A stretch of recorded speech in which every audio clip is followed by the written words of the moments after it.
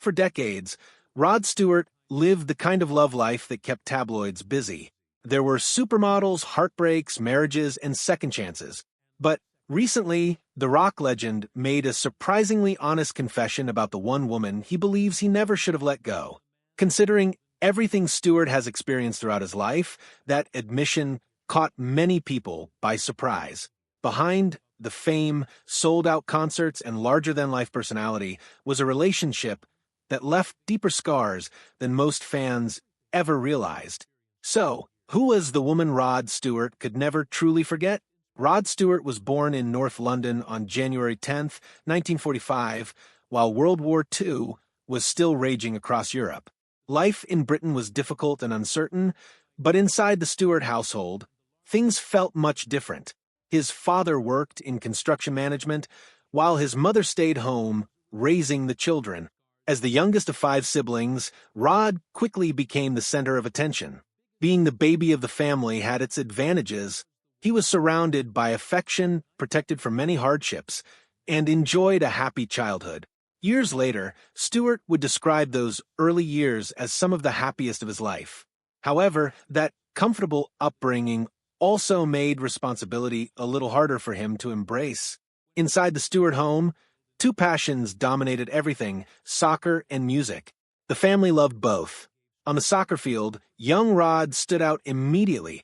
He was talented, competitive, fearless, and determined. Many people believed he had the potential to build a serious future in the sport. At the same time, music had an equally powerful hold on him. While the Stewart family admired American singer Al Jolson, the artist who truly changed Rod's life was Little Richard. His energy, voice, and stage presence completely captivated him. Rod became obsessed with music, and seeing his growing passion, his father eventually bought him his first guitar. Without realizing it, he had placed another possible future in his son's hands. Before long, Rod found himself caught between 2 dreams. At just 15 years old, he made a decision that would worry most parents. He left school to pursue a career in professional soccer. School had never really suited him. In his autobiography, Rod admitted that nobody was shocked when he failed his 11+ exam and transferred to William Grimshaw Secondary Modern School. He never felt connected to academics or structured learning. As time went on, his problems at school only increased. He frequently clashed with teachers, got into trouble, and was even caned before eventually leaving school for good. With no qualifications and no clear plan, Rod faced an uncertain future. Still, he believed soccer could be his path forward. He earned a trial with Brentford FC, a 3rd division club at the time. For years, rumors suggested the club wanted to sign him, but Stewart later revealed the truth. After the trial, they never called him back. That rejection could have crushed his confidence. Instead, it pushed him toward music. Ironically, Rod wasn't completely heartbroken about missing out on soccer. Part of the reason was simple: he loved to party. In his mind, a musician's lifestyle seemed far more forgiving than that of a professional athlete. Singing appeared to be a career where enjoying himself wouldn't necessarily destroy his future. So, he shifted his focus entirely toward music. The problem was that dreams of becoming a rock star didn't pay the bills. To help support the family, Rod worked at his father's newspaper shop. By then, his father had left construction and purchased the shop, where the family also lived upstairs. Rod spent his mornings delivering newspapers around London, while still dreaming about one day becoming a singer. Music remained Rod Stewart's ultimate goal, but reality kept pulling him into ordinary jobs. After leaving the newspaper business, he found work as a screen printer at a wallpaper company through his father's connections. For a while, things seemed to be going well. The pay was decent, especially for someone his age, and he was even able to contribute to the household expenses. Then came an unexpected setback. Rod discovered that he was colorblind. For someone working in wallpaper printing, that was a serious problem. The job quickly became impossible, forcing him back into a cycle of temporary work and uncertainty. Over the next few years, he bounced between a variety of jobs. He worked with picture frames, trained as an electrician, spent time working at Highgate Cemetery, and even found himself employed in a funeral home, surrounded by grieving families and the deceased. Despite all of this, he never gave up on music. At just 16 years old, Rod joined a band called the Raiders. For the first time, it felt as though his life might finally be heading in the right direction. The band eventually secured an audition with legendary producer Joe Meek, one of the most influential figures in British music at the time. Rod believed this could be the opportunity that changed everything. Instead, it became one of the most humiliating experiences of his life. During the audition, Meek heard Rod singing and reacted harshly. According to the story, he rushed into the studio, covered his ears, and demanded that Rod stop singing immediately. He reportedly refused to calm down until Rod packed up and left. For a teenager already struggling to find direction, the rejection felt deeply personal. He left feeling embarrassed, frustrated, and angry. Ironically, history would later show that Joe Meek's judgment was far from perfect. He also passed on working with David Bowie and famously dismissed the Beatles as nothing more than noise. But that knowledge offered little comfort at the time. As he searched for meaning and direction, Rod became involved in London's growing counterculture movement. He attended anti-nuclear demonstrations, spent time with beatniks, and embraced a communal lifestyle centered around activism, politics, and rebellion. From the outside, it looked as though he was passionately committed to social causes. Years later, however, Rod admitted there was another reason he attended many of those protests. He simply wanted to meet women. During that unpredictable period of his life, he met someone who would change his future forever, though not without bringing significant pain and consequences along the way. In 1962, Rod met an artist named Susanna Buffy at a nightclub. Their relationship moved quickly. They were young, carefree, and caught up in the excitement of London's growing music and nightlife scene. Not long afterward, Susanna discovered she was pregnant. For most people, that kind of news changes everything. But Rod was only 17 years old. Instead of embracing the responsibilities of fatherhood, he chose to distance himself from the situation. Supported by his family, he decided he was not ready to settle down. While Susanna prepared to face motherhood alone, Rod walked away. Years later, the painful reality of that chapter became widely known. In 2013, Rod released a song called Brighton Beach, describing it as a tribute to a real woman from his past. It did not take long for people to realize that the song was about Susanna, the mother of his first child. When she eventually heard it, she was furious. The song portrayed their relationship as a romantic memory and even suggested that her father played a role in separating them. Susanna remembered things very differently. According to her, Rod abandoned her as soon as he learned she was pregnant. For Rod, Brighton Beach may have symbolized youthful romance and nostalgia. For Susanna, it was the place where her boyfriend ended their relationship and left her to face an impossible situation on her own. Her circumstances quickly became even more difficult. After her landlord discovered that she was unmarried and pregnant, she was evicted. Suddenly homeless and vulnerable, she was forced into a home for unmarried teenage mothers, where residents were expected to perform hard labor in exchange for shelter. Despite everything she endured, part of her still hoped Rod might return. Then, in November 1963, she gave birth alone at Whittington Hospital in London. Rod eventually appeared after the birth, but not because he was prepared to become a father. Instead, he made a surprising request. He asked if she would place the baby up for adoption so that the two of them could continue their relationship.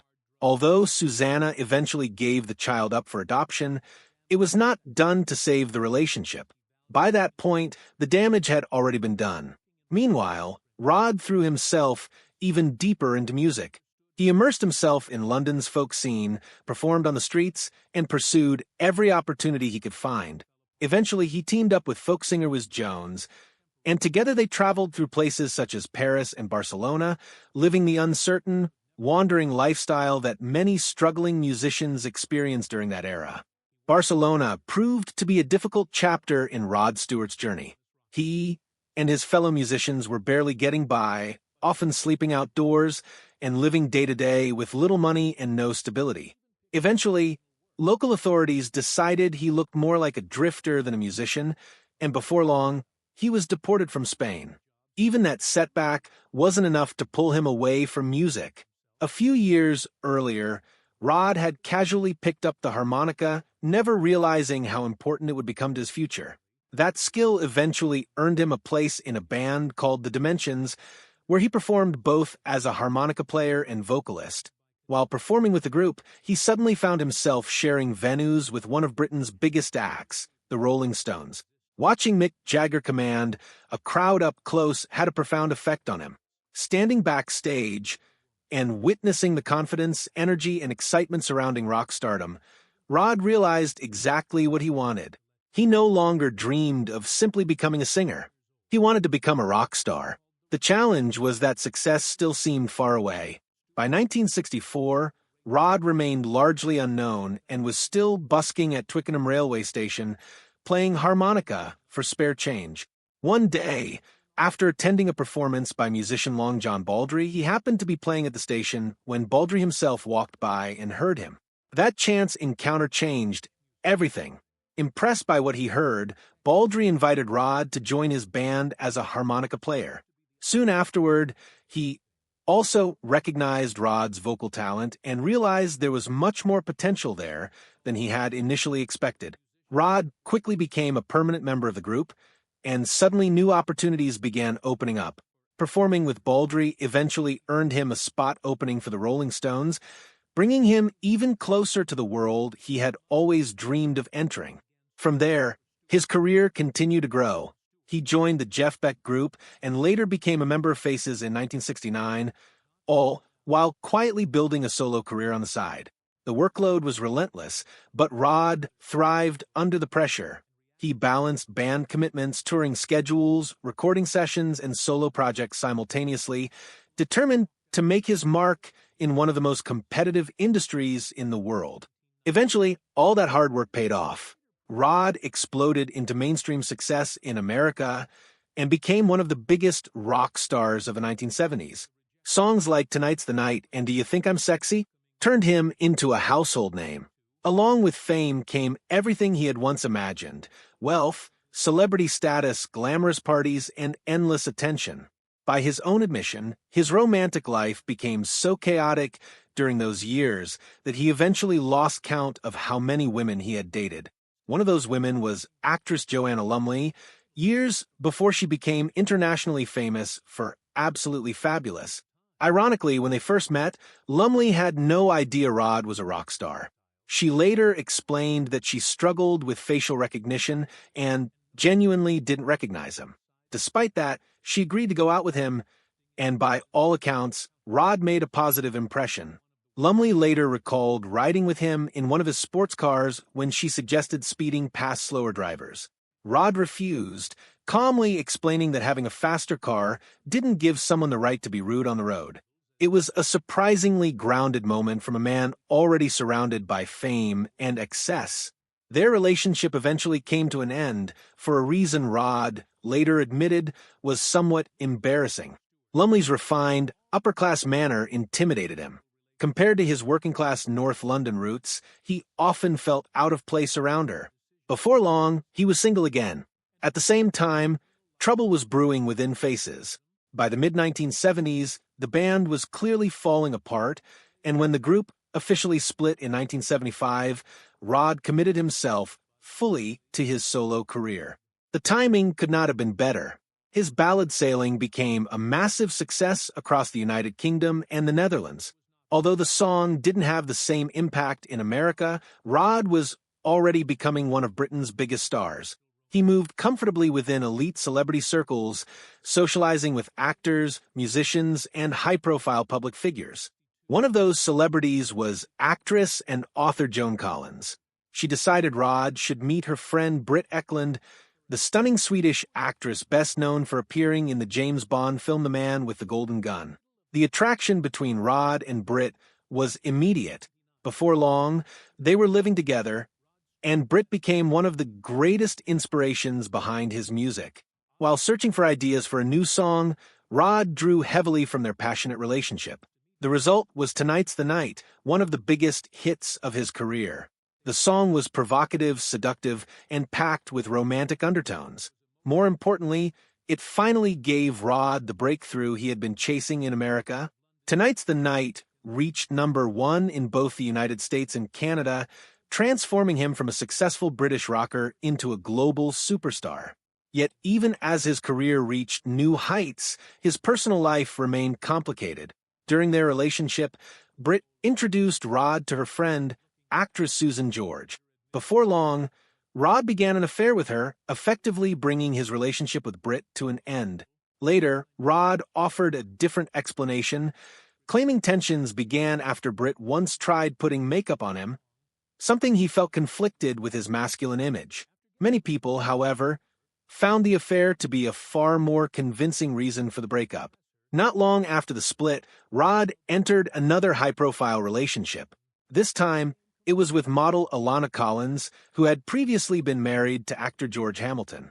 Unlike many of his earlier romances, this relationship became serious enough to lead to marriage. Ironically, even at the age of 34, Rod's father believed his son was still too immature to settle down. Years later, Rod admitted his father may have had a point.